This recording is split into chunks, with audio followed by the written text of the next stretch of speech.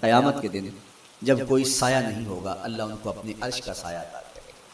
ان میں سے پہلا شخص امام عادل، عادل حکمران، دوسرا شخص وشاب نشأ فی عبادت اللہ، وہ جوان جس کی جوانی اللہ کی عبادت میں بسر، تیسرا وہ شخص ورجل قلبہ معلق بالمساجد، وہ شخص جس کا دل مسجد میں لگتا ہے، مسجد میں جمتا ہے، اور چوتھا شخص ورجل دعتہ امرأۃ ذات منصب وجمال فقال انی اخاف اللہ، وہ شخص جس کو دعوت گناہ ملی اور حسن قدموں میں بچھنے کے لیے بےتاب ہوا، اور اس نے کیا کہا، انی اخاف اللہ، میں اللہ سے ڈرتا ہوں، میرا اللہ مجھے دیکھ رہا ہے۔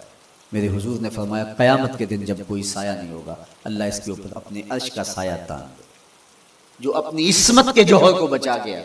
تو یہ ایک مشکل مرحلہ تھا، اپنی جوانی کے تقدس کی حفاظت کرنا۔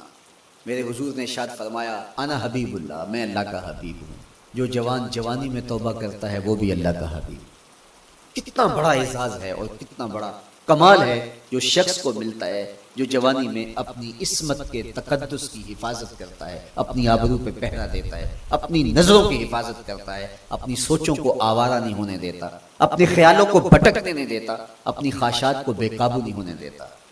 تو یہ مشکل ترین لمحہ تھا۔ اس کے بعد امام راضی کہتے ہیں اب شادی کا مرحلہ ہوا، تو پہلے خود اپنی ذمہ داری تھی، اب کسی کا بوجھ بھی اٹھانا پڑا، یہ اگلی مشکل آ پڑی۔ پھر بچے ہوئے تو پھر اپنی زندگی تو ختم ہو گئی، پھر ساری زندگی، پھر بڑھاپے میں چلے جائیں، ارذل العمر تک چلے جائیں، یہ ساری زندگی مشکلات، لقد خلقنا الانسان فی کبد۔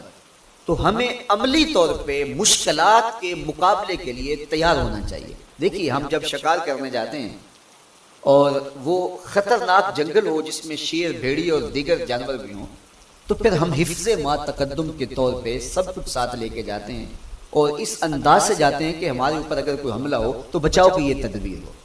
تو ہم عملی طور پہ اس کے لیے خود تیار ہوتے ہیں، تو پھر کوئی ہونے والا حملہ غیر متوقع نہیں ہوتا اور ہم اس کے لیے اپنے آپ کو مستعد اور فعال پاتے ہیں۔ اسی طرح میں اور آپ اگر زندگی کے اس فلسفے سے آگاہ نہیں ہوں گے کہ زندگی مشکلات کا مجموعہ ہے، حالات کی تلخیاں ساری زندگی ہمارے ساتھ رہیں گی، تو کوئی بھی تکلیف، کوئی بھی اذیت، کوئی بھی ایسا واقعہ جو ہم نہیں چاہ رہے ہوں گے وہ روح پذیر ہوگا تو ہم گھبرا جائیں گے اور پھر اس وقت ہم دکھی ہو جائیں گے۔ اس لیے ہمیں یہ قرآن نے سکھایا ہے کہ تم عملی طور پہ زندگی کی سختیوں کا مقابلہ کرنے کے لیے آمادہ اور تیار ہو جاؤ۔ قرآن مجید میں جو صبر کا لفظ ہے اس کا مفہوم یہ ہے کہ حالات کی جو تلخیاں تمہارے اوپر آتی ہیں، وہ غربت بھی ہو سکتی ہے، وہ بیماری بھی ہو سکتی ہے، وہ لوگوں کی عداوت اور دشمنی بھی ہو سکتی ہے، وہ اور بہت ساری چیزیں ہوتی ہیں، وہ جنگوں کی حالت کا بپا ہو جانا اور تمہارا دشمنوں کے نرغے میں گر جانا، یہ سب کچھ ہو سکتا ہے۔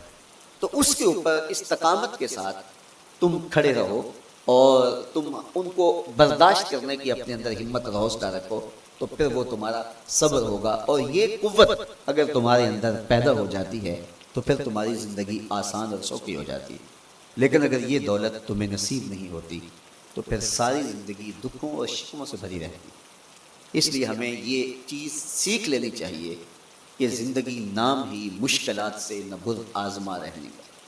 عملی طور پہ ہم دیکھو، ہمیں پتہ ہے سردی آ رہی ہے تو اس کا ہم پہلے انتظام کرتے ہیں، تو سردی ہمیں دکھی نہیں پھر کرتی، ہم سردی سے بھی لطف لیتے ہیں، موسم برسات سے بھی مزہ لیتے ہیں، اور گرمی سے بھی ہم ایک حاصل حاصل کر لیتے ہیں اگر ہم اس کو جو ہے اس کے لیے عملی طور پہ اپنے آپ کو تیار کرتے ہیں۔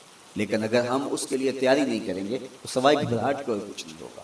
تو مجھے اور آپ کو عملاً اپنے آپ کو اس بات کے لیے آمادہ کرنا پڑے گا کہ زندگی ان حالات کی تلخیوں سے ٹکرانے کا نام، اور ساری زندگی ہمیں ان مراحل سے گزرتے رہنا پڑے گا۔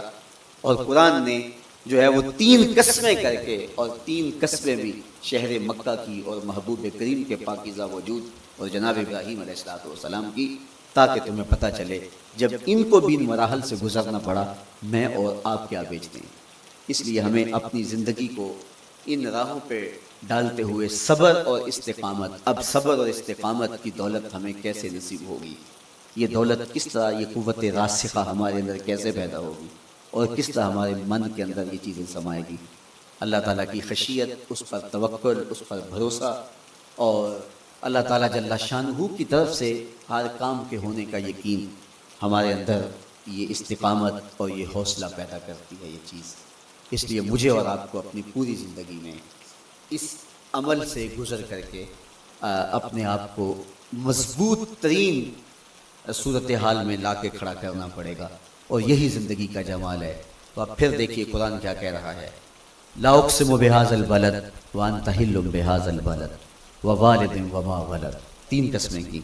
اس کے بعد ارشاد فرمایا لقد خلقنا الانسان فی کبد، ہم نے انسان کو مشکلوں میں، مصائب میں، آلام میں رہتا ہوا پیدا کیا.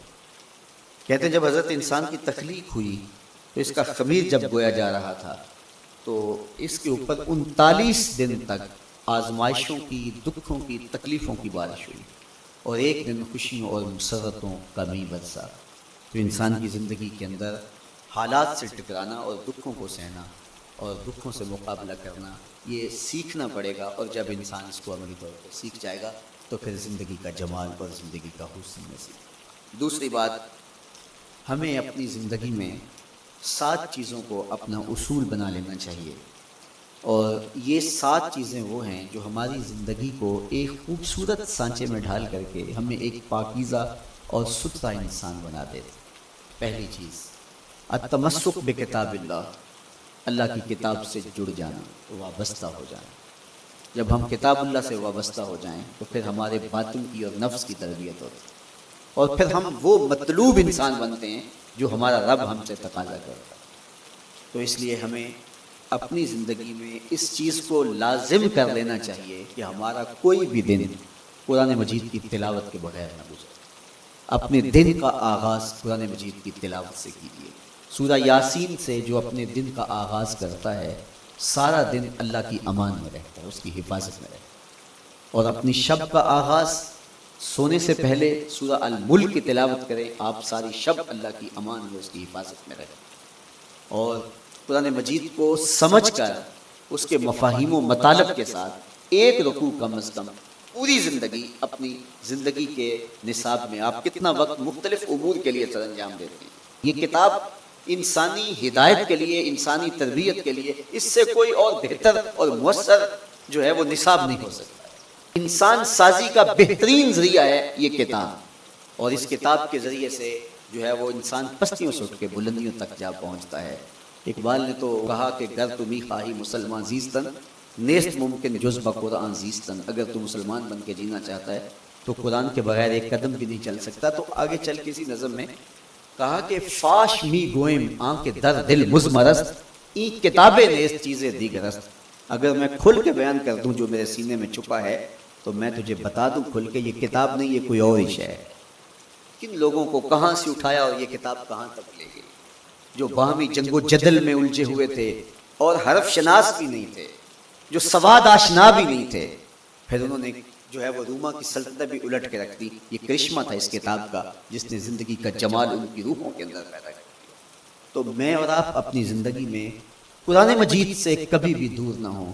روزانہ کی بنیاد پہ آپ تلاوت کلام مجید اپنی زندگی میں شامل رکھیں. انشاءاللہ اس کے اجالے دنیا میں اور آخرت میں آپ اپنی آنکھوں سے مشاہدہ کریں گے. حضرت امام احمد بن حنبل فرماتے ہیں میں نے رب سے کہا کہ مجھے اپنا قرب عطا کر. آواز آئی میرا قرب چاہتے ہو تو قرآن پڑھا کر.